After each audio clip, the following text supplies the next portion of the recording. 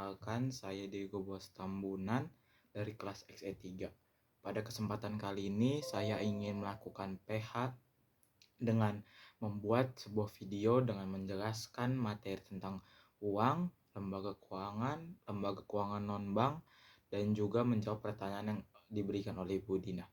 Oke, kita mulai dari materi uang. Yang pertama, materi uang. Uang adalah segala sesuatu yang diterima oleh masyarakat sebagai alat pembayaran untuk membeli barang atau jasa. Fungsi uang bisa digunakan untuk membeli barang, membayar jasa, lalu membayar utang. Lalu kita akan melihat sejarah uang. Pertama-tama ada namanya sistem barter. Sistem barter ini digunakan oleh zaman dahulu dengan menukar barang dengan barang.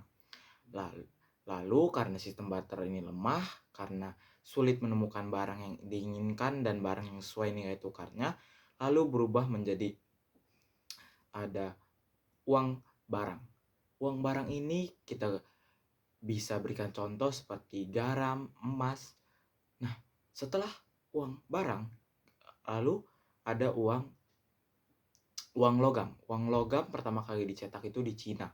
Tapi karena uangnya itu terlalu berat, lalu berkembanglah menjadi uang kertas.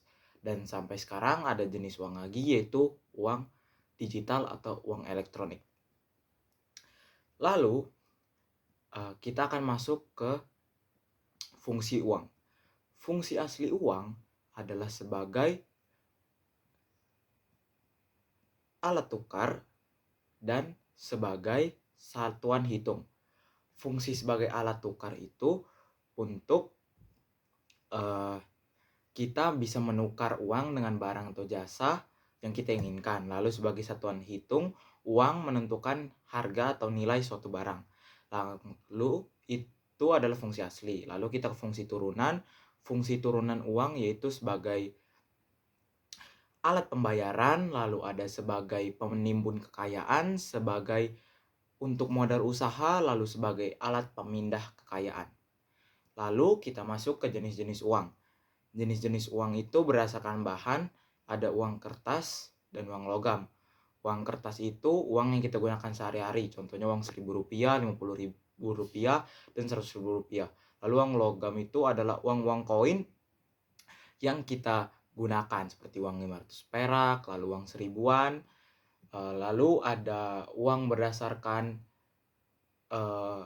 pihak yang mengeluarkannya, itu ada uang giral. Uang giral itu adalah uang yang berasal dari bank, yaitu berupa simpanan, cek, dan giro. Lalu uang kartal adalah uang resmi yang dikeluarkan oleh suatu lembaga. Contohnya kita ada Bank Indonesia yang mengeluarkan rupiah. Lalu kita masuk ke syarat-syarat uang.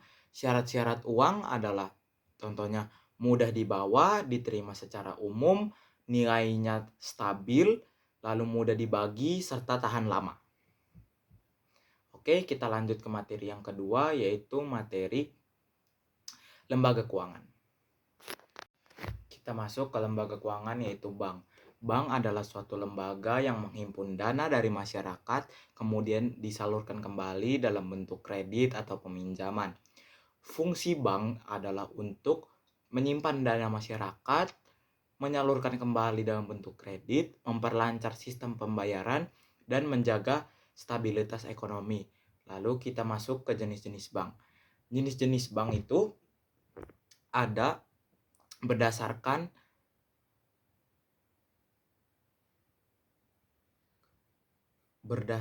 kegiatannya, yaitu ada bank sentral. Bank sentral adalah bank di pusat Indonesia. Contohnya adalah Bank Indonesia. Bank Indonesia ini mempunyai fungsi menjaga nilai rupiah, lalu mengedarkan uang dan mengatur kebijakan moneter. Lalu perannya menjaga stabilitas ekonomi, mencegah inflasi, dan juga menjaga nilai mata uang. Lalu ada bank umum. Bank umum adalah bank-bank yang menyediakan layanan pembayaran dan penghimpun dana masyarakat juga. Contohnya itu ada kayak BRI, Mandiri. Nah, fungsi mereka ini adalah menghimpun dana dari masyarakat, menyalurkannya kembali dan memberikan kredit. Perannya itu membantu perekonomian keluarga-keluarga atau usaha-usaha kecil.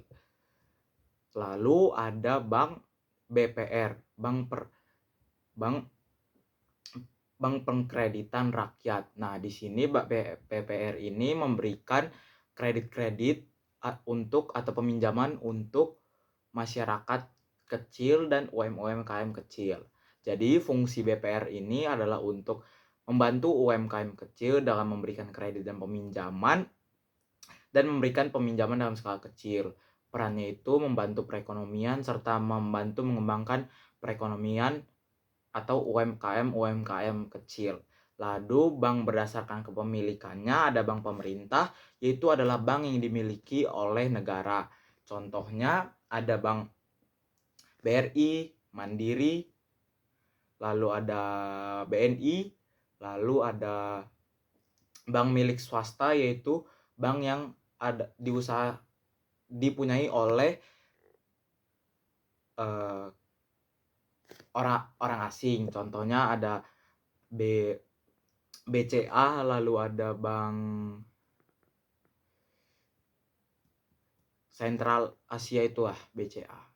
Lalu setelah itu ada bank asing dari pihak luar negeri, lalu ada bank campuran. Lalu berdasarkan prinsip operasionalnya adalah bank syariah. Bank syariah ini adalah bank yang menggunakan prinsip ekonomi Islam.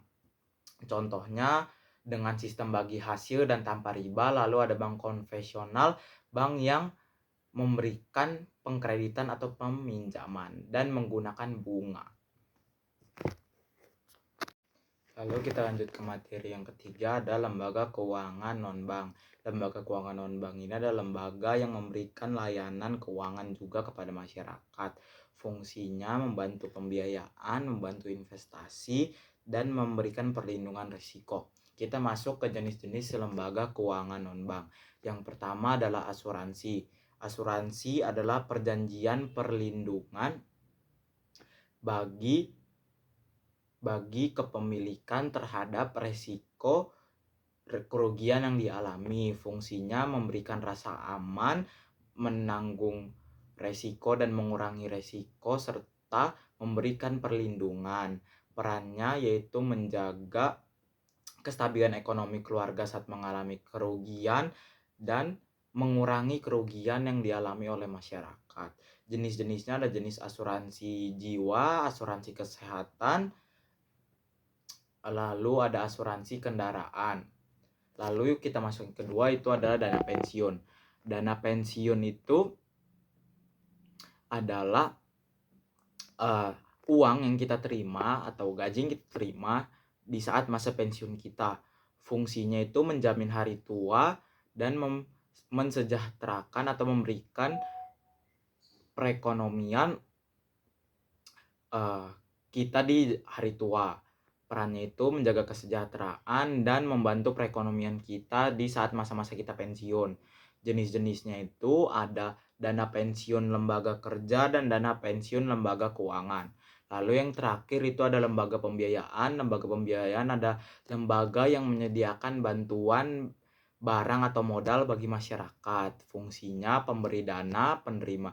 Fungsinya itu membantu modal usaha, memberikan pinjaman dalam bentuk barang atau modal. Lalu kita bisa lihat jenis-jenisnya, ada leasing, modal ventura, dan pembiayaan konsumen. Lalu materi yang keempat ada lembaga jasa keuangan khusus. Kita masuk ke jenis-jenisnya, yaitu ada Pegadaian. Pegadaian adalah lembaga peminjaman uang dengan menjaminkan atau dengan jaminan barang. Fungsinya memberikan modal di saat darurat, membantu kebutuhan kita saat kita mendesak. Perannya membantu masyarakat kecil. Lalu ada Lembaga Pembiayaan Ekspor Indonesia. Lembaga ini adalah lembaga yang membiayai kegiatan ekspor nasional.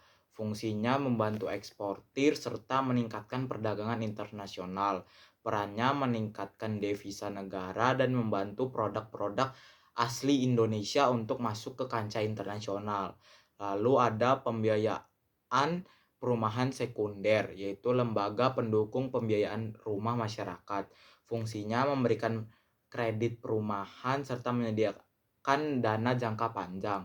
Lalu ada PT Permodalan Nasional Madani.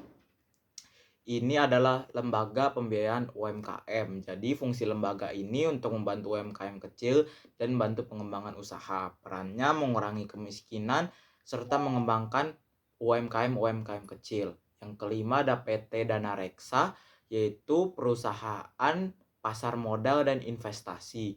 Fungsinya membantu investasi dan membantu pengelolaan dana. Perannya mendukung pasar modal dan mendukung pertumbuhan ekonomi. Lalu ada lembaga keuangan mikro, yaitu lembaga keuangan untuk masyarakat kecil. Contohnya memberikan peminjaman kecil dan membantu usaha-usaha atau UMKM kecil. Lalu kita masuk ke teknologi fintech atau teknologi finansial, yaitu layanan keuangan yang berbasis digital. Fungsinya mempercepat transaksi, mempermudah pembayaran, serta meningkatkan efisiensi transfer. Lalu saya akan menjawab pertanyaan dari Ibu Dina. Pertanyaannya adalah keuntungan dan resiko pinjam di vintage lending. Sebutkan 2 keuntungan dan 2 resiko meminjam uang melalui vintage lending.